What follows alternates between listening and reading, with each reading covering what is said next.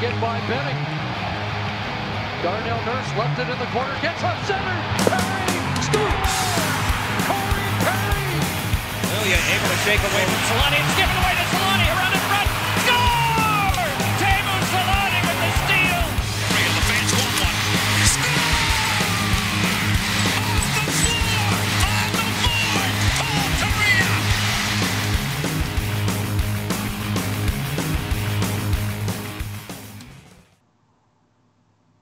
This is streak 4.0 for the Anaheim Ducks after losing tonight 3-0 to the Vegas Golden Knights. I want to say it's a predictable scoreline from what we thought it was going to be, but the way the game went, I don't think I don't think I would have predicted the Ducks would have played this well. Probably not, especially because Vegas has owned Anaheim since they come into the league.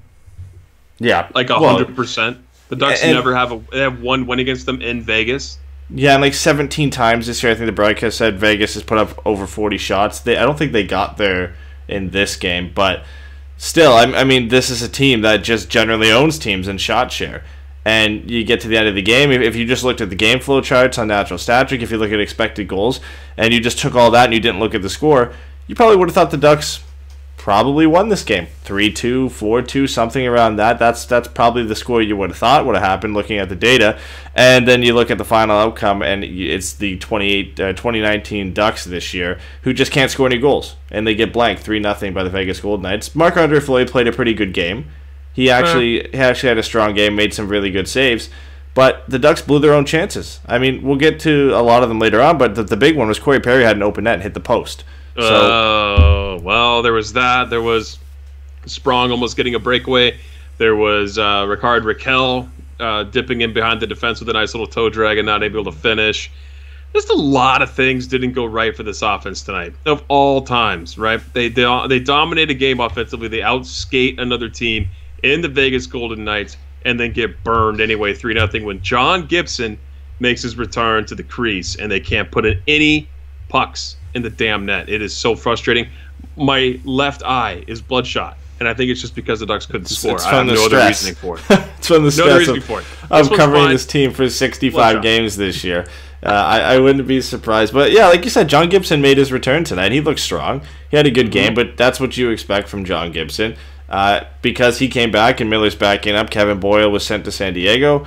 Ryan Getzlaf still in the lineup. They say he's getting close. I don't know exactly how true that is, but give him the rest of the year off. Who cares? Just give him the rest of the year. The Ducks right now are running with exactly 12 forwards and 6 defensemen. They're just not even nobody up. They have used 2 of their emergency call-ups. They're just rolling the dice right now, going with who's in the lineup, and at least trying to keep San Diego a little bit competitive. So we'll see if Getzlaf comes back soon, and then we'll see who jumps out of the lineup. Probably Daniel Sprong, because out of all the guys in the roster right now, that seems to be the guy they don't like the most out of everybody, right? They were bummed they couldn't move him at the trade deadline, right? You know that was a thing. That was a thing. That was totally a thing. Yeah, like it's not his fault, and he actually had a pretty good game tonight. And that line was the Sprong, Henrique, Perry was probably the best line for the Ducks, but management just doesn't like him. So when Ryan Getzlaf comes back, obviously Ryan Getzlaf is going to play. And then somebody has to go out, and the most likely guy to go out is probably going to be Daniel Sprong. Ducks honored Ryan Miller before the game for getting his 375th win. I believe he's at 376 now. But they gave him a really cool, I don't know if you saw it, but it was like, you know how they give a silver stick for 1,000 games? Yeah. They gave him like a silver goalie stick that said 375 on it. It was engraved and everything. So the Samueli is actually putting out to get him a nice gift, I guess you could say, and honoring him for becoming the winningest goalie in American history. I mean, you have to do something for him, and he's a great guy. He's a great player. He's somebody that the Ducks are going to probably have back next year. He's expressed that he wants to play. He loves Southern California, so I mean, why not? They got to do something nice for the guy, and he deserves it, man. The winningest goaltender, winningest American. I know you're going to say it, American goaltender in history of the NHL. That's a huge deal for us poor little Americans, according to Canadians, right? He's still up there, right? And in all time, squeaking into the game. I'm pretty sure he's all-time like top wins? 20, right? He's like 16th or something in all-time wins. Yeah. He's one of the best. I mean, if you're the winningest American goaltender, you have to be pretty high up there. I mean, he's definitely nearing the point where he could eventually get close to the top 10. I don't know if he'll hit it because he's no longer a starter, and he's only probably at 38. He's only got maybe the rest of this year and next year. So 15, 20 wins in a good season for him. But let's get into this game. So the line's pretty much exactly the same. I actually don't think they changed anything, which I wasn't necessarily upset with because these lines haven't looked that bad, and I guess this is the best you can go with, right? Like Henrique, Sprong, and Perry looked good. Shore at actually centering Silfverberg and Raquel has been a very good line, and those were the two best lines for the Ducks in this game, well above 50% of the shot share. Grant, Jones, and Terry, we've seen them together before this season, and up until this game, they'd probably been the best line for the Ducks, mainly because of the way Terry and Jones have been playing. Took a step back tonight, but they still had some solid chances. Both Jones and Terry had a couple quality scoring chances this game. Even Derek Grant had a good net drive. And then the new look fourth line of Kessler, Rowney, and Ritchie, which I've been decently impressed with. It hasn't been that bad. It's a decent fourth line. Carter Rowney, game by game, I start to like that guy even more. Just what he brings to this lineup. He had the first good chance at the game for the Ducks where he broke in and got a good shot from the right circle. And just defensively, he's responsible. I mean, he's a great piece to have if you're looking to build a team. I mean, he's a good fourth liner. You got to have those guys. You can't just expect to have high-end talent all over the place, right? You got to have guys to fill in the bottom six. He's a great guy for that, I feel like. I mean, that's where he's got to go. Nothing wrong with that. No, David's back in the YouTube chat with the Joel Quenneville to the Ducks thing. He riled up the chat in the last show. He's riling up the chat again in this show. But Dave, Ricard Gronberg was at the game tonight, not Joel Quenneville, right? I want we might as well get into that now because I was going to get into it after the game, but it is kind of just a small topic. But Ricard Gronberg was at the game today, just scouting some of the Ducks Swedish players for the World Championships. And I said maybe they should just lock him in a closet somewhere and keep him around until his contract expires and give him the job because I'm not looking into it as in the sense that the Ducks are talking him with him for a coaching position because he was there for one reason and one reason only. That was to scout guys like Hampus Lindholm and Jakob Silfverberg and Ricard Raquel. But still, I mean, maybe Bob Murray pulled him aside after the game and said, "Hey." I did give him that loaded question when we interviewed him. I gave him that loaded question. So there's all these Swedish people, all these Swedish hockey players that play for our organization, and just so happens you're the head coach of the Sweden national team. You would probably want to come to Anaheim, right?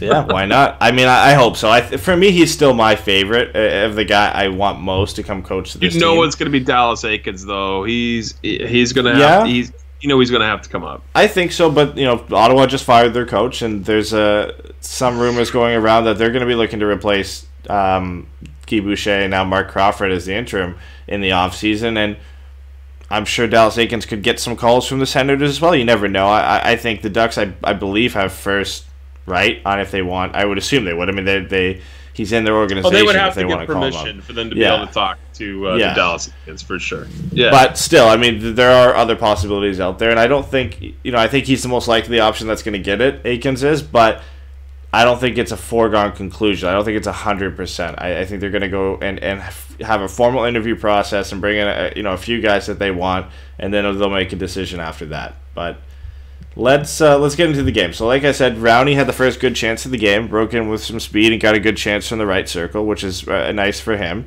And then Corey Perry on the Henrique and Sprong line had a pretty good chance early on. He created a rebound, and Daniel Sprong almost cashed it in. And almost is the theme of the Ducks offense, especially throughout this game, but just recently, where they almost scored. They come close, they hit the post, the goaltender makes a good saves, they miss the net. That's just been the trend. I mean, now over the last 4 games, the Ducks have, 5 goals, and 3 of them came in that game against the team with the worst defense in the league in the Chicago Blackhawks. So yeah.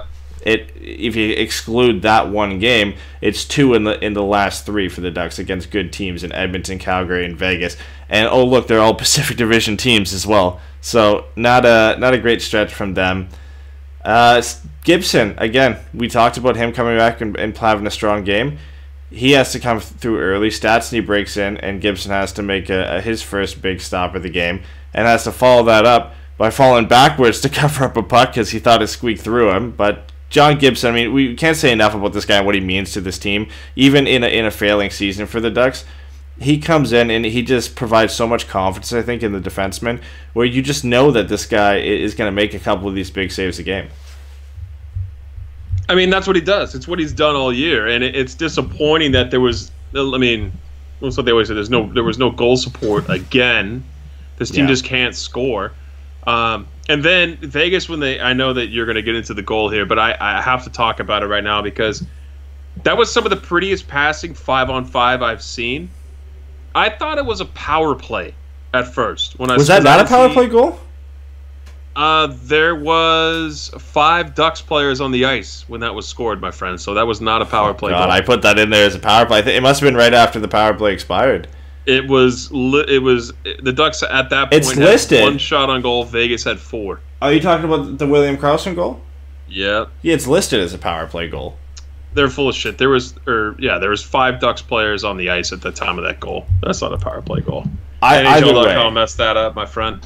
Either way, the passing on this play, and it's about 20 seconds of just passing beforehand. Yeah, a couple block shots, couple block passes. Mark Stone's shot gets blocked, and then it's just the Karlsson, Shea Theodore, Mark Stone show, where it's a pass from Karlsson in the left circle to Theodore at the point, who slap passes it over to Stone, fakes a shot, waits, and throws it across the crease to William Karlsson. And John Gibson, I feel sorry for the guy because he's just going left, center, right, left, center, left, and then goes right over to Karlsson, who just wires it into an open net.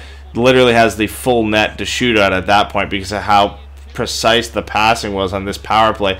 This is probably the best sequence I've seen from any team the Ducks have played this year on the power play. I'm an idiot. It was a power play. Yeah, it was a power play. and like you look at this too, I mean, they do get a bit of luck too because Mark Stone throws it through 3 Ducks players and it hits Lindholm's stick right at the end and falls perfectly to William Karlsson. If it doesn't hit Lindholm, that goes right into the feet of Karlsson. He might not be able to corral that, put into the net, but it just gets a nice piece of Lindholm's stick and goes right to the forehand for Karlsson. He's able to throw it into the net. But nonetheless, passing on this was just amazing. The one-touch passing on that play was absurd. It was just absurd. They were able just to tee the puck back and forth around the point. I don't know, man. What are you gonna do? It's a power play goal. It's perfect, and that happens sometimes. It was just a perfect play by the Knights. It's unbelievable. I mean, but they've been doing that for a while. I mean, we talk about the speed that they have, and it's almost not speed as in skating speed. This team just passes the puck so well that they just play fast, and that's been their hallmark since coming into the league. Only less than 2 years ago now. I mean, they're more than halfway through their second season, and they've still been doing this. And then you bring in a guy like Mark Stone, who can not only score and play defense, but he can make a pass like that on the power play. That's why they're so dangerous in this game. And Englund finishes the period by hitting the crossbar, so Vegas almost gets a second one. But, at the end of this, Vegas did come on strong at the end after the goal, but the Ducks played a pretty good period. And this has been typical for them this year, and will be the same in the second when we get to it. But they'll end up playing a good period, and you come out of it, and you think, oh yeah, they maybe got a goal here, or at least came out even, and they're down 1-0. And it's the other team taking advantage of their opportunities, and the Ducks just not being able to score. They've been snake bit all year. But at this point, I mean, 65 games in, can you say they're snake bit, or there's obviously some luck involved? Personnel to score. Yeah, they don't have personnel to score. Yeah, you could say that for guys over a span, like Max Jones has been snake bit, but Rickard Rakell's been a mix of bad luck and just not playing well. I mean, he had bad luck in this game where he made a great move and Fleury made a toe save, but generally he just hasn't been good this year. The same can be said for a lot of players in the Ducks offense this year, and there's always luck involved when a team is this bad offensively, but there's other things. Game tonight, Brandon Montour. Oh yeah, he scored for the Sabres. I put that out on Twitter. Yeah, he scored the tying goal, and then they ended up going on to win that game against Pittsburgh tonight. So it looks so weird seeing him in a new uniform. He's wearing 62 for the Sabres because I believe it's Rasmus Dahlin or somebody's wearing 26. For the Sabres. So Brandon Montour flipped it around, is wearing 62. But yeah, I mean, looking at him celebrating, seeing him in a New Jersey just looks so weird because we're so used to seeing him in a Ducks uniform for so long. So Kudos to him. Yeah, man. Hopefully he has success. I wish him well. I hope he does well there. Honestly, I don't hate him. I don't hate the Sabres. So, and they're not even in the same conference. So I don't mind if he goes over there and does well. And they have a good young team, so he'll be there for a while. So it'll be nice to see. Getting into the second period, as I said earlier in the show, Derek Grant had a pretty good chance where he drove to the net, but Fleury ends up gobbling that up and making a save. The Ducks putting a lot of pressure early in the second and really throughout the whole period because Max Jones, we say this every game, gets a good scoring chance in front of the net, redirects it onto Marc-Andre Fleury. He needs one. Needs one, man. He's due. Yeah. But Fleury, the ever-aggressive goaltender, is out to meet him at the top of the paint to really just take away any angle or any possibility for Jones to put that in the back of the net. And this is really where the Raquel Shore-Silfverberg line took over because they had a span in the early part of the second period where they had pressure for about 2 minutes where it allowed the Ducks to not only change defensemen but eventually switch over to the, for some reason, Kessler, Ritchie, and Rowney line who immediately lost the puck and ended all the pressure from the Ducks. But I've been surprised with this line. Rickard Raquel and Jakob Silfverberg are great offensive players, but Devon Shore has generally been used as a left winger since coming over from Dallas, but he played at center with the Stars for a while, and now with Ryan Getzlaf being out and Sam Steele being in San Diego, they decided to put him at center, and he's looked really good on that line. And I think a lot of the defensive responsibility has gone to him, which has allowed Rickard Raquel and Jakob Silfverberg to focus more on offense. Yeah, they had a good night tonight. They generated some scoring chances here and there. I mean, Devon Shore, is he good? Yeah, he hasn't really done much since he's come over for the team, though. I mean, you gotta think of it like that, right? I mean, he's not scoring either. He's part of the problem. So he's had some good. I guess he's had some good shifts and a couple of decent games. But God, Eddie, this team really needs to do something this offseason, or this is going to be one nice long retool, as Murray put it, or maybe it'll be a rebuild. But I get what you're saying. They were able to focus on offense here, but I don't know, man. It's hard to praise a guy when he's not scoring either. So this whole team has been brutal on the score sheet. Brutal. Yeah, you got to look for little things when this team isn't going to score. And they had chances. They outchanced the Knights 5-on-5 when they were on the ice, but just. Devon Shore has never been a guy that's going to put up a lot of points. He's going to be a 30-point guy in a season. So as long wherever you can fit him in, and if he looks good, then that's fine.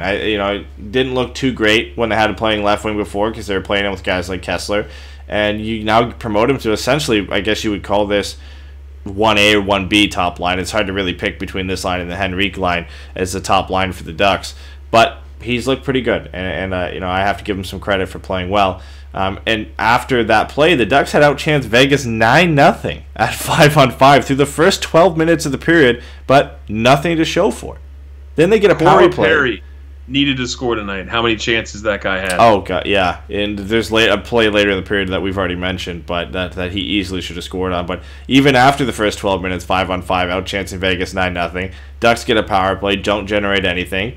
Troy Terry makes a power move from behind the net to get a good chance on Fleury. Of course, Fleury makes the save. And then Derek Sprong. Every show I mess up somebody's name. Jesus. Daniel Sprong gets a kind of a half breakaway, doesn't really use his speed too much, and then just throws a backhand pass because he thinks somebody might be with him. Goes right to Colin Miller, who launches a pass to a cherry-picking Alex Tuch, who breaks in behind Brendan Guhle and slots it 5-hole on John Gibson. I mean, the Ducks had controlled play at pretty much every facet in this second period. And then the Golden Knights are so good at counterattacking, get one chance to make you pay, and Alex Tuch breaks in for the goal. I mean, it's just such a heartbreaker. It's just such a heartbreaker. Yeah, but what are the Ducks going to do with that play, right? I mean, Sprong's not able to turn his chance into a golden opportunity when he had the ability to do so. And it gets turned another way, kind of the way it goes. You see it all the time in hockey. I don't watch enough other sports to know about it in those cases, but whenever the ice feels tilted for a long period of time and you don't score, you always feel like the other team, they just come back and score on the next play. And the Ducks had the ice tilted against the Knights in the second period, and the Knights come back and counterpunch. And Alex Tuch, good player. He's a really good player. I know how much you don't like soccer, but you see this a lot. It's kickball. Whatever. Either way, you see this a lot in that sport where you'll get a team who dominates for most of the game, and there'll be teams who make their money off being a counterattacking team, and it's not as prevalent. You can't do that as often in hockey. You can't just sit back for an entire game and let the team pressure you. You're going to lose games that way. But in soccer, you see it often, and there'll be teams who make their money, like I said, off counterattacking. And Vegas, to some extent, has done that in the NHL, where they're a very good counterattacking team. They can withstand a lot of pressure. They have a good goaltender in Marc-Andre Fleury, and then all it takes is 1 second for them to make a stretch pass like that, one guy cheating behind the play, and they have a goal. And against the grain of play, because the Ducks end up getting out of this period, dominating this entire period, one of the best second periods they've had in a long time, and they don't get a goal, and they actually get scored on. This is so typical of the Ducks this year, to play a good period, but come out on the bottom end of that period when you look at the goals. And to top it all off, Perry had a chance to actually pot a goal for them. Daniel Sprong found him wide open. Fleury has about half the net covered. Perry has another half of the net to shoot at on his strong side and hits the post. So to top it all off, you get scored on, and then you have a chance seconds later, I think it was just over a minute later after the puck drop, to get a goal, and you hit the post. I mean, yeah, he's just, I don't know, man. His whole team, it just can't score. It's great they had a nice game, but embrace the tank, baby. Tank. Yeah, for sure. You can't be upset about it. No, you if you're bracing the tank, this is the type of game you want, because it is, as bad as that they lost, and as frustrating it is that they lost, they played a good game. It was a fun game to watch. Mm-hmm. It wasn't, when they played Vancouver and looked awful and didn't have any chances and lost 4-0. This was a better game. The Ducks played a good game. They looked really good. And, there were some guys you're mainly looking at. Brendan Guhle had an amazing game, which was nice to see him play. He played the second most minutes of any Ducks defenseman today, only behind Cam Fowler by about 4 seconds. And it was 23-27, I think, is what he played today. I mean, that's a big step forward from the 19 he played last game. And not only did he play 23 minutes, he looked amazing all the way through it. Didn't make any mistakes, made some very smart plays, was the guy who was on the ice for the most 5-on-5 scoring chances for the Ducks, with 20 throughout the entire game. Fourth in shot share for the Ducks. I mean, we'll break it down more at the end of this recap of the game, but Brendan Guhle, these are the type of games you like to see guys do well, even if the Ducks lose, to go for the tank. At least you're seeing these players progress and play well. He was out there for 21 scoring chances for. That's absurd. That's how good he was tonight on the ice. He was also out there for 2 goals against, for both the goals against besides the empty netter, but he had a large upside to his game tonight. I think it was a solid performance by him. Unfortunate the way those goals went in. What are you going to do on the power play goal? It's a power play goal. And even on the second one, I mean, you can't really blame him for that, in the sense maybe he lets Tuck get behind him, but you're not out muscling a guy like that. I mean, Tuck is a big kid. And, Guhle is a little bit too at 6'2" and just under 200 pounds, but slight guy, younger guy. It's one I wouldn't tend to blame him too much for because of the strong game that he had. Yep. Let's go into the third period, where the Ducks actually, we've seen them before where they don't have a lot of fight back this season, but they actually picked it up in this game, and they had some really good chances to get back into this game. They just couldn't get things going. It was a slow start for about the first 5 minutes for both teams, and the first big chance of the game was Max Pacioretty, and the problem for the Ducks still is not just goal scoring, but there are times where their defense can get carved apart by just 2 passes, and that's what the Golden Knights did on this. It was a pass from Pacioretty to, I think it was Colin Miller at the blue line, and then Pacioretty just cuts between both Ducks defenders, and it's just a simple pass between them, and he's off for a breakaway. Luckily, he can't handle the shot and misses, but you can't get, it was 3 Ducks players back, and they got carved apart by 2 passes. I mean, that just can't happen. But they get opened up like that every once in a while, right? And Vegas has that exploitability in their game, but you're right. You just can't be giving up that kind of chance. And Pacioretty had multiple chances in tonight's game, right? He didn't just have one. Yeah. He had more than one. In this period, he had 2 breakaways. He had 2 breakaways in this period, because later on in the third, he just broke in behind Ducks D, and he probably would have scored on the backhand, but Nick Ritchie slashed him with about 3 minutes to go in the game. So, he looked pretty good. He's looked better as of late. And yeah, I mean, two breakaways for a guy like Max Pacioretty, you're lucky he didn't score both of them, right? He mishandles the puck, that doesn't happen often, and then you get a slash from Nick Ritchie that prevents him from even getting the puck to the back end. So you can't do that against anybody in this league, and Max Pacioretty is one of the worst guys that you want that to happen for. And then not long later, after the first Pacioretty chance, Raquel just turns the puck over in his own zone. And probably to the guy, if you had to pick one guy to turn it over to, it's Ryan Reeves. But still, it's a prime scoring chance, and it's a tough save for Gibson to make right in the slot. Hey, we've seen Reeves score goals. Like he can play. Oh, no, he's not a bum. He can play hockey. But I mean, if you had to pick somebody in this lineup, right, I would probably pick Ryan Reeves if I had to give the puck over to anybody. Sorry, I had to let the puppies out of the office. They're driving me nuts. No worries, but the Golden Knights have a ton of guys who can just hurt you, put the puck in the back of the net. So if I had to pick one guy, it may be Derek Engelland or Belmar over Reeves, but still, Reeves would be up there at a guy I'd pick. But good save by Gibson nonetheless. Yeah, and you really can't fault Gibson in this game either, right? So you got an empty netter, and that's unfortunate for anyone on the ice. I think Guhle was out against that goal, and he was out with a goal against where he got kind of got caught by Alex Tuck. So those two. But the goals that were given up by John Gibson, he had a great game. He did enough to where the Ducks should have won, but it's just the offense just hasn't been able to pull through. And they didn't get some of the... I don't know. I'll get your opinion on this.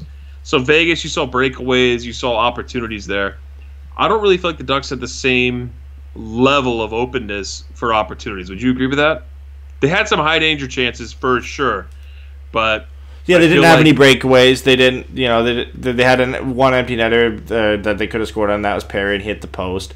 But Vegas had to hit a couple posts as well. I think they had 2 or 3, and 2 of them, I think one in each period. They had a post in the first, a crossbar from England in the second. I believe they hit the post again in the third period. So yeah, Vegas it seemed like they were getting the higher quality scoring chances, but the Ducks just weren't getting those wide open looks, the breakaways, the obvious ones. I mean, you look at expected goals, the Ducks were getting the better quality of chances this game. Expected goals were 3.2 for the Ducks and 2.4 for Vegas, so that tells you the Ducks were getting the higher quality chances, especially if they figure out their power play tonight one time, then it's a 2-1 game.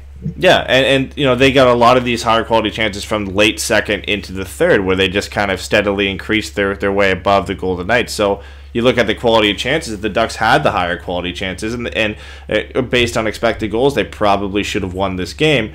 But they weren't getting, like you said, and I agree with you, the glaring chances, the ones you obviously see, the breakaways, like the open nets, the passing plays on the power play. Like, they weren't getting those ones, but they were still generating high quality chances more than we've seen lately.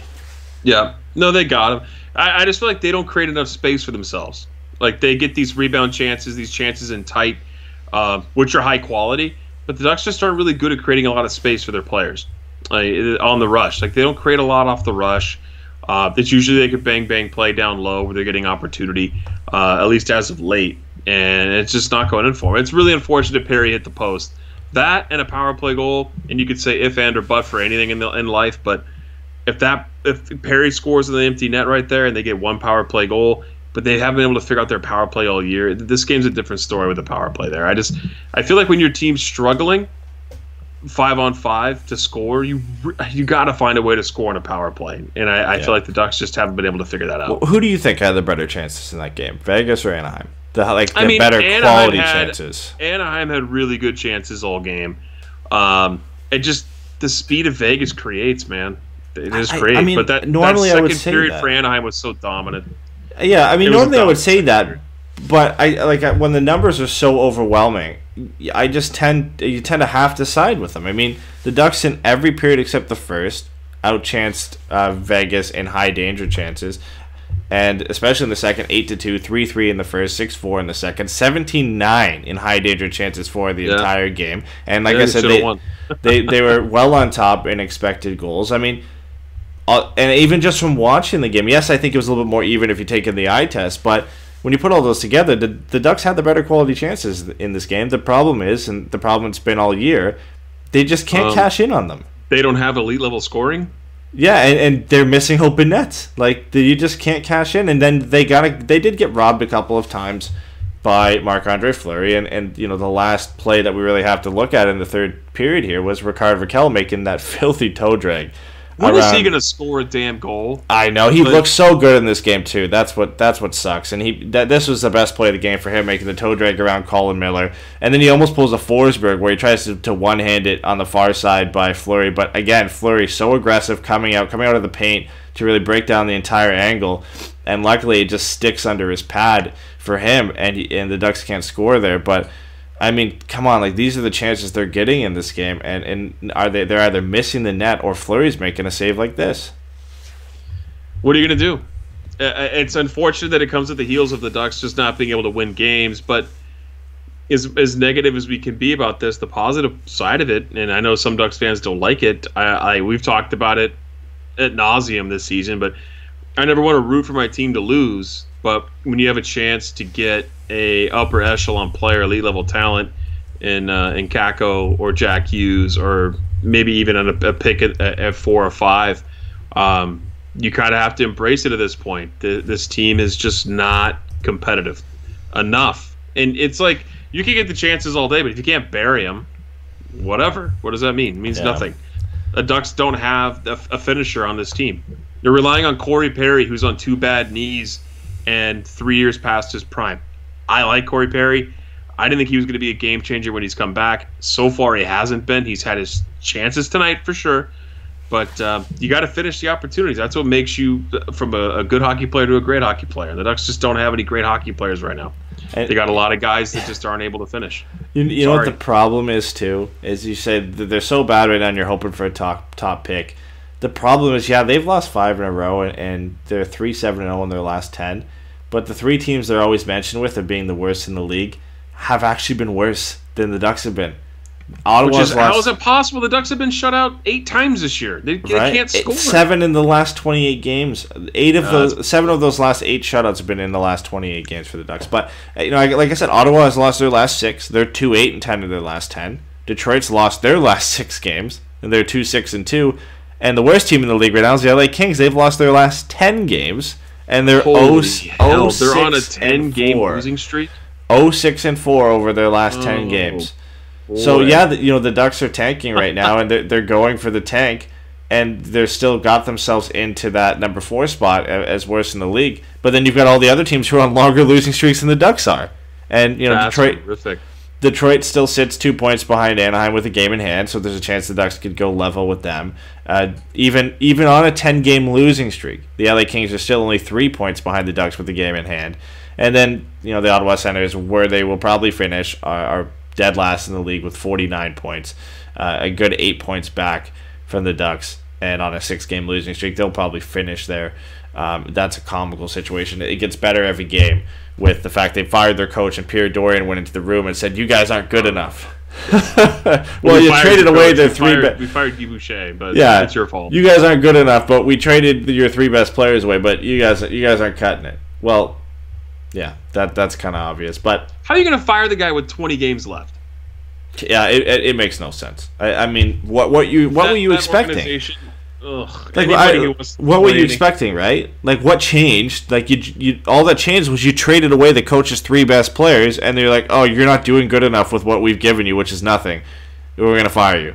You might as well at that point just wait to the end of the season. His contract was up anyway, and like I understand, we should know about being forced to have to fire a guy by firing Randy Carlyle because of how bad it got. But still, I mean, this point after the trade deadline, after you trade the guy's 3 best players away, then you fire him. Like, come on. Then you go. Then you have the audacity to go in the locker room. Anything that you're doing in life, just go and read what's happened in Ottawa this year. Just go and check it all out. They were the ones who got in trouble in the taxi cab in Phoenix, right? Yeah. Yep. Duchesne, that whole debacle. Bunch of guys, yeah. Duchesne getting traded, super happy, gets the private jet with his dog and Ryan Dzingel. They traded away Mark Stone. The whole Eugene Melnick saga with him making that creepy, weird video. It's been the Senators' year. If you had to pick the worst team this year on and off the ice, it's been the Ottawa Senators. And their arena deal, I believe, their downtown arena deal just fell through. So they're not even getting the downtown arena. at all either. So and they don't even own their first round pick. I mean, it's just unbelievable. Like, I feel so sorry for Senators fans, and there's a lot of them where I am right now. And like, I don't think any franchise in a very long time has experienced this much just crap in a year and a half. I don't know, man. This Edmonton, even through all of it, had their own first round picks. And like they didn't lose franchise player after franchise player. They didn't lose an Erik Karlsson. They didn't lose Mark Stone. They didn't lose now Duchesne. And I know they're not all franchise players, but when they're the best players on your team, they're essentially your franchise players at the time. You lost all of these guys. Like, they're all gone. There's nothing, and like, you don't have even a reward for it in a year where you've got a guy like Jack Hughes that you would potentially be able to put at number one center for a very long time. You don't even get him because you made a trade to get rid of that first round pick for a guy you just traded to get another first round pick back for. That's so brutal. So it's I don't want this to turn into a Senators podcast. I think the last people want to hear us talk about is how bad the Ottawa Senators are. So let's get into our post-game stuff, where it's just basically negative things about the Anaheim Ducks, because that's what it is. And we already brought up the first one, but the Ducks shut out for the 8th time this year, and 7 of them have come in the last 28 games. You know, we mentioned on the last show how the Ducks are not on pace, but are getting close to being the franchise's the worst offense across the season in franchise history. They needed to finish It's got to be close. It's got to be so close. Well, they didn't score tonight, so I believe they're still at 142 goals for on the season, and 175, I believe. I'd have to go double-check our notes from last game, but 175, I believe, is the franchise low.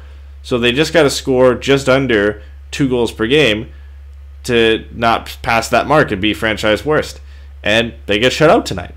So, and other than the Blackhawks game, where they went against the league's worst defense, they've only scored 2 goals over the other 3 games. So they could very well hit it, which is just embarrassing when you look at some of the players they have here and the fact that they should not be only at 142 goals this year. I still don't get it. Like, I honestly don't. Like, this is a team last year that they weren't great offensively, but they weren't this bad. Well, everyone's just having a down year on top of having a crappy coach with a crappy system. Injuries again. They're gonna blame injuries again. You can find everything in the book to throw at this team, but I've gotten flack from Ducks fans already on Twitter this season. But they don't have the guns anymore. They just don't have the guns anymore, and I think it was all coupled with the coaching, the systems, the injuries. All gets to a perfect storm here, and then people have a down year, and I just think that all just brought apart this team from the ground up, and now we're going to see it be retooled. Players are being moved. Some have already been gone. Now we're going to see some time in the summer where Murray's going to come out and make changes, according to him. That's yet to be seen. But, I mean, name a pure goal scorer on this team. Name one. A pure goal scorer on this team? Yeah, name one. Before this year, I would have said Rickard Rakell, and that probably would have been it. Because they don't have anybody else, and Corey Perry, a couple of years ago, but the way he's been playing over the last 2 or 3 seasons, it's not him. So that's it. It really is. The only guy I think is maybe Andre Kasha, but again, I still don't think I've seen enough of him to say he's a pure goal scorer. He generates offense. That's a tough label to give somebody, right? Yeah. You really, really, really have to make sure. Well, when you get back-to-back 30-goal seasons, you're a pure goal scorer. So Rickard Rakell going into this year was a pure goal scorer, and I know how much you love to say he's goals. He has 9 goals this year. I know, and he's been injured. And I know how much you love to say that because he's so reliant on Ryan Getzlaf, which to some extent is true. But you still have to score 30 goals, right? Like a guy's just not handing you 30. I think even without Getzlaf, Rickard Rakell in a good year is still a 20-goal scorer. And then you put him with an elite playmaker like Ryan Getzlaf, and you might be able to get him to 30 goals, right? But he's still, I think, a pure goal scorer. There's the skill set that he possesses. I think he can have that label, but this year he's making it hard to kind of classify him as that. It's just a down year. I mean, the numbers would tell you that too. So he is a good goal scorer. But I mean, if you're going to give the pure goal scorer label, it's got to be him, and that's what I was hoping you were going to say. I'm like, name one. That's the one the Ducks have. Look, he's 25. He turns 26 here in May. He's still got time. He's in his prime. and he's shooting at half the percentage of his career. Career-wise, he's a 12% shooter this year. He's at 6.5.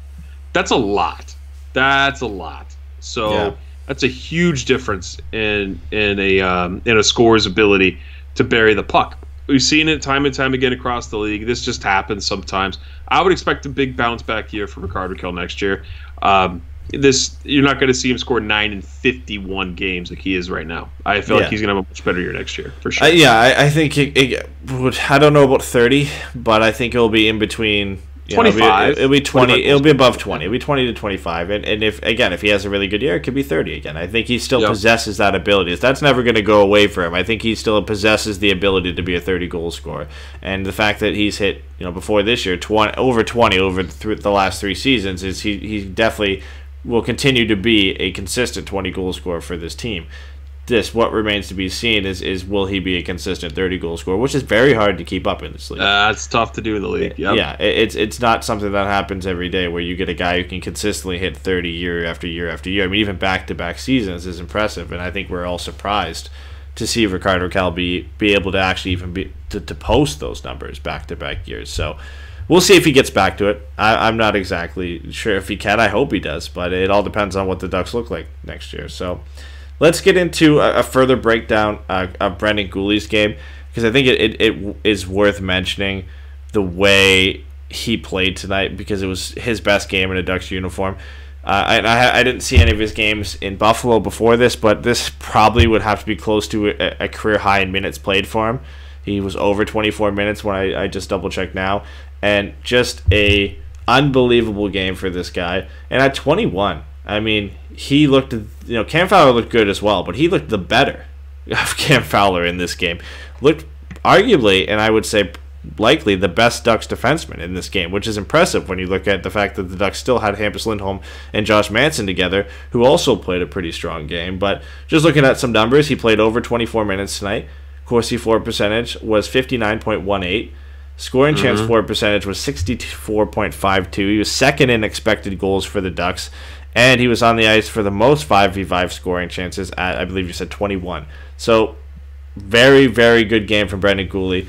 Very promising to see him put up a game like this, and his minutes have been increasing game by game until, like I said today, over 24 minutes, and only 5 seconds behind Cam Fowler for leading the defense in ice time. He had a whale of the game, and not only did he have such a good performance with just generating chances, they generated high danger chances when he was on the ice. I would love to go back and watch some of the tape to see what was generated from him. But when he was on the ice, there was 10 high danger chances for the Ducks in all situations, not just 5-on-5, compared to the opposition only getting 5 from within the house area in front of John Gibson. Sure, he got beat by Tuck, and then he was out there for the empty net goal. What are you going to do with an empty net goal? So he gets burned on one play, but that's bound to happen. It's hard to fault that guy. He had such a great game otherwise than that one small play. And, same goes for the rest of the defense and John Gibson. When your forwards aren't scoring goals and you get walked one time or something, you make a mistake, it's hard to bury the guy, right? I feel like he had a really, really strong game. And, I feel like this is really going to be something that we have to look forward to. I was not upset about the Brandon Montour trade. All the word on the street about Guhle was that he was a good skater, and obviously one of the fastest skaters. Jason and I talked about it. You and I talked about it. Was the 6th fastest skater in the AHL. Yeah. And all the reports out there is that he plays a solid 2-way game. So why not? If he pans out to be what Brandon Montour is, that's exactly what we want. Someone who is cost controlled and somebody who can skate. So I'm happy with it, and he had a hell of a game. The one thing I've been impressed with and a little bit surprised with Guhle is just how smart he is and how high of a hockey IQ that he has at such a young age. Because the broadcast highlighted, I think, midway through the second period, just some of the smart plays and the ways he was easily exiting his own zone and gaining entry to the offensive zone effectively, or just making the smart play to just dump the puck in or bounce it off the glass. I mean, he's making all these high IQ plays at such a young age and doing it better than even Hampus Lindholm is doing it. I'm not going to say over. It's a small sample size. Hey, Lindy's had a rough year. No, and it's a small sample size. But I mean, I'm not going to. I'm not trying to criticize Hampus Lindholm, but I'm just trying to praise Brendan Guhle because that is something difficult to do at such a young age on a blue line to make consistent, smart plays throughout the entire game. And again, we talk about his speed, but just the smart way he uses his speed. He's not just a run and gun guy. He doesn't just, like Cam Fowler, where he knows he has speed and he just uses it, but doesn't necessarily utilize it in a smart way. He's just fast. Brendan Guhle is smart and fast. He won't always use full speed if he doesn't have to, but he knows he can get to that top gear if he needs to. And again, I have to stress it is a small sample size, and there's plenty of time very small for it to completely go south. But this is a really good sign when you look at you don't see Guhle out there and notice that he's that fast. But when he has the ability to turn to that top gear, you get surprised, and I think that's effective to have in a game because everybody knows Cam Fowler's fast. The opposition knows Cam Fowler's fast because he's always at top gear when he's flying, which it can be, that can make you successful in the game. But when you're a guy that goes out there, especially when a team doesn't know a lot about you, and you're not always going at top speed, you might catch a couple guys. When all of a sudden you turn it on, you blow by a guy that has no idea that you have the ability to possess that speed, and you pick the exact right moment to jump up in the play and jump up in the rush. And Brendan Guhle seems like he has all the tools to be successful as a 3 or 4 for the Ducks. I think he definitely does, and I feel like being paired with Cam Fowler is a good thing because good old Cammy gets caught a lot, so we need somebody with speed to be able to get back with the defensive know-how. So I agree with you, man. He's got the tools with the proper development. He's going to be a solid defenseman in this league. Yeah, and that's 2 games now that Cam Fowler and Brendan Guhle have looked good together. So, and that's the first 2 full games they've been placed together since the start of the game. So just keep losing, but make it look good. Well, I'm excited. I'm excited to see how they do together because it's always a question on who Cam Fowler is going to be able to put with, and we'll have to see if it pans out. Jakob Silfverberg's contract today was, I guess, made almost official. The Ducks didn't tweet it out, but there was more news, and today was the first day they could actually announce it. But I think it was 5 years. That's $26 million. I think it was 26 and change. Going to it's like 5.25. Yeah, it's 5.25. Yeah. And instead of a 10 team no trade clause, it was 12. So he has 12 teams he can say no to. And a lot of people are confused about it. It's not 12 teams. He doesn't give them 12 teams, and they can only trade him to those 12 teams. Like Cam Fowler's, where he gives them 4, and they can only trade him to those 4 teams. He gives them 12 teams he doesn't want to go to. Then they have 18 other teams that they can trade him to. So it's not a big deal. Yeah, it's not a big deal. And also that means doesn't have to be protected. It's not a no move clause. So he doesn't have to be protected in the Seattle expansion draft. And the Ducks actually have no players going to that expansion draft who have to be protected. So a little bit of luck that Seattle's expansion draft got pushed back a year. Otherwise, if it was in where it was supposed to be, they would have had to protect Kessler, Getzlaf, and Perry. So a little bit of luck that isn't going to be the case, but also learning from the mistakes they made in the first expansion draft, not giving out some no-move clauses to some of the recent contracts that they've signed, knowing that they would have to protect those guys going into the Seattle draft, because there's a lot of young guys they risk losing, like Max Jones or Sam Steele or Isac Lundestrom. So I mean, but look, they should have moved Jakob Silfverberg, but if you're not going to move him, But if you're not going to move him, this number's not going to kill you as long as you can move some other pieces in the offseason, which Bobby has to do. You can't carry $35 million into the next season, Bob. You just can't do it, Bob. You need to stop. I'm going to be seeing you next Saturday at the Orange Alliance pancake breakfast where Bob Murray is going to be, and if I get anywhere close to him, I'm going to say, what are you going to do about the cap? What do you mean he's going to recognize you? You guys know each other from Starbucks, right? Yeah. So I'm going to make sure when I see him, I'm going to be very polite. He's going to call you over to sit next to him. I'm going to say, Mr. Murray, I appreciate all the things you've been saying. I really appreciate how red your face gets on national TV when you're upset. It's worse than Brucey's, just for the record, when he was here as coach. But I know you're trying to do the best job you can. What are you going to do about that cap? Come on, bro. You got a lot of money tied up in Getzlaf, Perry, Kessler, Henrique, and now Silfverberg. Buddy, you got to figure it out. But the good thing is, and I don't want to say the good thing, but the relief is with the cap, is the Ducks don't have any players that they have to sign in the short term. They don't. Like big name players. Brandon Montour would have been that guy, but he's gone. He's not here anymore. Ricard Raquel still has, I think, 3 or 4 years left. But how fast? I don't want to get into a rebuild show, but I mean, how fast and how long do you want to be in a retool rebuild? You don't want to be there that long. You want it to be fast. This is the problem. This is where I think you, me, and Jason all have different opinions on this, and I think where a lot of Ducks fans disagree on this and on how fast the Ducks can be competitive again. Jason thinks that they can be competitive next year or the year after. I think because this division's garbage.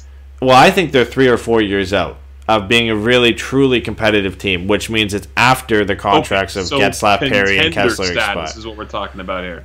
Yeah, any team can make the playoffs any year if they have a good year. There's been teams that have gone from being near the bottom of the league. Look at the Colorado Avalanche when they went from being the bottom of the league one year to top and then back to missing the playoffs the next year. Any team who has decent players. Sure, Eddie, they're 1 point out. Exactly. So like any team can go from being bad to good, and yes, Phoenix made some additions, but any team could make the playoffs essentially. The Ottawa Senators at the beginning of this year probably didn't have a good shot, but when you have a Mark Stone, a Thomas Chabot, Matt Duchene, if everything goes right and a lot of new additions play well, and you get a hot goaltender, you can make the playoffs. There's 16 teams that make the playoffs. There's a good chance if you just play well and play hot for a couple months, that will get you into the playoffs. I'm talking about being a contender for the Stanley Cup, or at least a contender to go deep in the playoffs and be a threat, which the Ducks have been. Getting back to the point they were a couple years ago, that is at least 3 or 4 years out for the Ducks if they get a Jack Hughes and a Capo Caco this year, and if they turn out. But they need more than that. They do. They need more. So they need Comtois, Steele, Jones, Terry to come up and play well. Well, they need secondary scoring. Okay, that's what they have. Need to find it. They need to find a replenished left wing. They need to find something on the left side. Well, see, if that's what you have to know what you have in prospects, and that's why it's going to take a couple years to really know what you have in a Maxime Comtois and a Max Jones. Max Jones has looked great.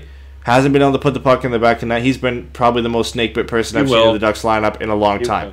So he eventually will, and when he scores, people hate the catch-up bottle term, but it should apply to this, where he'll start scoring more often, hopefully.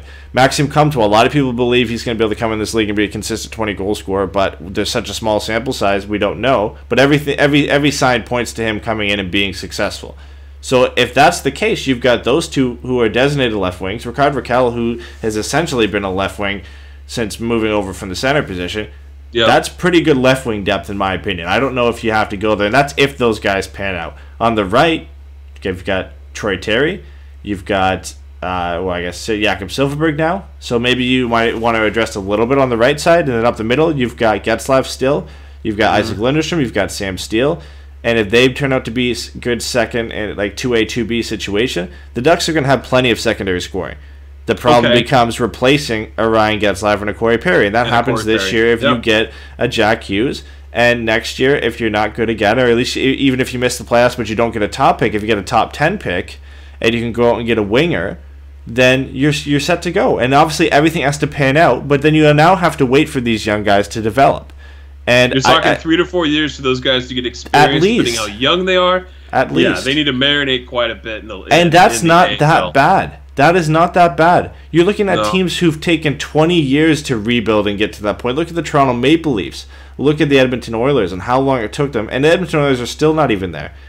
And I mean, look at how long it takes some of these teams to finally get it right. The Ducks have all the primer. Look how long it's taken Vegas. Well, that's completely different. But the Ducks have all the primer in place. They have all the primer in place, as in younger prospects who can fill out the bottom half of the lineup, a good young defense core, and a great young goaltender. They just need those 2 top-end pieces and everything, some of these guys to not bust. So hard to get. And you never know what you have in a prospect till they play in the NHL. You just don't know. Yeah. So, again, everyone assuming who's lighting me up about Maxime Comtois killing it in Drummondville, you got to understand, he's too good for that league. He's been in that league for 3 or 4 seasons, and every player, or not every, I don't want to say every player, but a lot of players, especially guys who get 19 and 20 in junior in Canada, will play better. There'll be guys for the first 2 or 3 seasons in junior will be a 20, 30-point guy. Then they'll get on a good team in their last year, and they'll jump up to 80, 90 points. It happens all the time, and they're over ages. And yes, I know Maxime Comtois is still, I believe, 19, so he's a little bit younger than some of those guys, and he's scoring at a ridiculous rate. But he's playing on a very good team with one of the best centers in the league. And he is also an older guy who's had some experience, not just in the World Juniors, but in the NHL and in the AHL. He's got a lot more experience than a lot of these guys. And he's gone from playing against NHL goaltenders to goaltenders in the QMJHL who aren't really that good. So, yes, it's great he's doing well, but you can't just say because he's doing well there, he's now going to come into the NHL and be a 70-point guy. You know, there's a chance that might not happen. We'll have to wait and see on that. Let's get to some of our questions here, Eddie. We're almost at an hour here. Oh, you don't want to go to the Sean Avery video, huh? I loved the Sean Avery video. I absolutely loved that Sean Avery video. Well, if you haven't checked it out, go check out Sean. Just search Sean Avery in Twitter, because we had a Patreon show the other day, our Pucks and Brews show for our $10 patrons, where we talked about the Islanders fans booing John Tavares. I wish we had this fodder yesterday. It was so gold. It was everything I've ever wanted to come out of my mouth in those words. I know he summed it up better than we did, and we talked about it for about 20 minutes yesterday, and he summed it up in like a minute video. Yeah, like a 54-second video on his Instagram where he just ripped apart Islanders fans. It's just filled with expletives, and we don't swear on this show. Well, that's why I was going to play it, because there was a beeped out version, but... So now I got to pull it up. I got to pull it up for everybody now. Because, but yeah, you got to put the beeped out version for all the children. yeah, because it's other than that, it's filled with it, but... Yeah, basically he rips Islanders fans for what we ripped them for yesterday. As he should, and so should everybody. Yeah, because it was ridiculous. I mean, they booed a guy who'd been there for 10 seasons and... did nothing. He did nothing, but he gave everything to that team. But here, I gotta... We don't need to talk. Oh, I gotta load it up here. You don't want to hear me talk about hockey? Then hit mute. New York Islander fans calling John Tavares a snake, throwing snakes on the ice. Who the are they kidding? That guy played 10 years in that dump with those fans. Didn't say a word. Was a great captain. Never got arrested. Didn't say boo. You losers want to ruin his night coming back to play for you guys. What was he supposed to do? Lie during the season? Or was he supposed to give the answer that all athletes give when they know they're not coming back to a team? You greasy Islander. You guys get out cheered in your own barn by Ranger fans every time the Rangers play the Islanders in Long Island. You. So that's former Ranger great Sean Avery just ripping into New York Islanders fans for good reason, like we said. And man, that's like you said, in under a minute, that perfectly summed up everything that we said in about 20 to 30 minutes on our Patreon show yesterday, where we were just ripping into Islanders fans for being ridiculous. But Sean Avery, no filter, just goes... I mean, it's just funny because this guy, he has no filter, but doesn't really talk too much about hockey anymore. Should have booed him? Absolutely. Should they have gone over the top? Oh, no. Absolutely not. You no. have to boo. You don't have to boo him. No, you don't have to boo him. Yes, you do. Why? Yes, you do. You have to boo him. He was a franchise... It's a Ducks show. Okay, fine. I'll just say this then. If Getzlaf, after 10 seasons, 700 games, was... traded away went away in free agency. Traded. If he left in free agency because the team was just an absolute shit show and the way everything was run, would you think Ducks fans would boo him the first time he came back? 100%. I don't know. They booed Paul Kournianos. I don't know. That's the exact same thing. Kournianos was here 10 years. I just think it's ridiculous that they're booing him. But let's drop that and get to fan questions. Stop the extra. Stop the extra crap. All right, let's get to the questions, my friend. I gotta pull them up now. Just now we're... I'll go through Instagram right now. We've got Canadian girl hit us up. She said, "I miss Getsy. When is he coming back?" No idea. Know. Hopefully no idea. soon. Very concerning. They Very said concerned. soon, right? They said it would be soon. Upper body injury. Do we know exactly what it is now? It's not a concussion, please. It's like a back, I think. I think it's like back or something. Yeah. That's what So Jason I'm was not- saying, because he missed practice like a week and a half ago for a back injury. So And then Sons of Hockey asks, is the third jersey curse real? I'm not familiar with that. well, it just the I third- don't know. There must be like them. They must lose in Like all their the- third jersey games. Well, like the year that's released, that's when things are bad. Oh, I think he means just this. Anytime the Ducks wear their third jersey this year, they've been bad. I mean, the most times I remember they've lost. When I was at the game in Toronto, they wore them and got blown out. They lost tonight. So I actually want to go back now and look into their record with the third jersey, because I mean their record in general this year is bad. So I wouldn't be surprised if they have barely won any games in the third jersey this year. They seem to pull them out against pretty good teams as well. So I could imagine that it isn't a pretty record this year, which is sad when most of those third jersey games I think they come at home. So that's not too pretty when you're losing a lot of those games at home either. No, and real quick, for Canadian Girl, Ryan Getzlaf is skating on his own since Tuesday, so he's been on the ice for about 4 days now. They're going to reevaluate him again on Sunday, as always. Probably, you'll see if he's out for the morning skate, but it is probably something to do with his back, like Jason said, because I haven't seen anything for concussion at all. I don't remember him getting hit. So, but that's it from Instagram. Yeah, I honestly think that's it in general. Most people checked out on Twitter about midway through the second period, just because they knew what type of game it was going to be. So that pretty much wraps it up for the show. We got over an hour, which isn't too bad. Couple things again, like we always have. We mentioned we recorded a Patreon show the other day, so we recorded our Pucks and Brews show, which is for our $10 patrons. If you haven't checked out our Patreon yet and you like this show, we have 4 bonus episodes that we do over there. We've got 3 of them in a $5 tier where we do a Q&A show, we do a rant show, and we do. Oh, we've switched these up so many times. We do a Top Q&A. 10 and rant. Right, yeah. We've and because of how things have gone this season, the top 10 has occasionally turned into just a random show where we've had a Seattle expansion draft look, we've had recently a Ducks rebuild look at it. So we'll be doing a lot of different shows there. So make sure you check it out. We've got a $1 tier if you just want to support the show. We've got a $3 tier as well.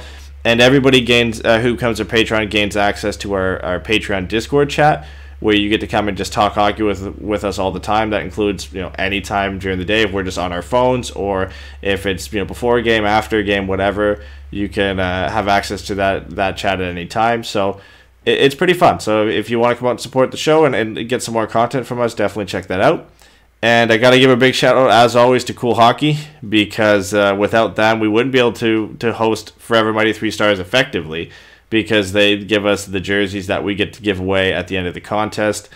We had Jespal, who won for February, just snuck away with the win on the last day. He posted 2 points in the last 3 games of February on each game, so he had 6 points across those 3 games to snatch first place away from Garrett and Sierra. So he'll be getting his jersey. He's just getting back to us with what he wants. Today was the first game for March, so if you're just hearing this for the first time or you haven't got into it yet, make sure you check our Twitter 45 minutes before puck drop for the post, and it'll be 3 questions you can answer. Each correct answer gets you a point on the leaderboard, and whoever's leading at the end of the month will get a nice jersey from Cool Hockey. It can be any team, so if you don't want a Ducks jersey, it can be any team. But everybody, and I think if Jespel goes with a third jersey, then everybody's gone with the Ducks third jersey this year. So I think March might be the last time we do it too. So if you haven't got involved, make sure you check it out. Yeah, check us out there. Also, we're doing a watch party here on March 23rd, Ducks vs. Kings. That'll be at Craftsman Pizza here in Anaheim off of Imperial and La Palma. I know we talked about it. Maybe we should probably talk about this mid-show before we get to like the post game, so we can get this in for everybody to check out, because we're trying to make this one a big one. It's our last one of the year, and it's going to be a goodie against the Kings, and we're working on some menu items where we're able to maybe bring down the discount a bit. But this place has really good pizza. They've got craft beer, but they got regular beer. They have alcohol. They have soda. They got stuff for kids. You got kids' foods. You can bring your kids. But it's going to be a good time. And Eddie's flying in. We got him a ticket to come in to California for this show.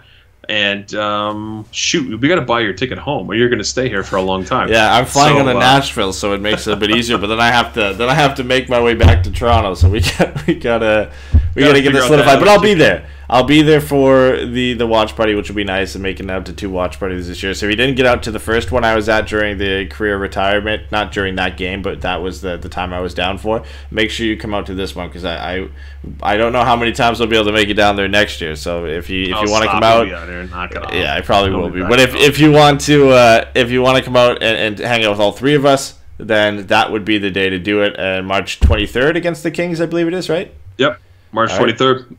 All right, guys, have a great night, and we'll see you guys Sunday afternoon, Ducks versus Colorado. 1 o'clock start for that, so the pod will be right after, probably like at 3:30 or 4 o'clock in the afternoon. It'll be a good time. Yeah, midday pod. All right, take care, guys. Take care, guys. Thanks for ruining my show, by the way. That's it. I'm sorry you guys had to sit through that, but this is an obligation, contract obligation, they told me. So my kneecaps are sweating and I really got to go to the bathroom. So I'm going to have to let you guys go. Thank you. Bye.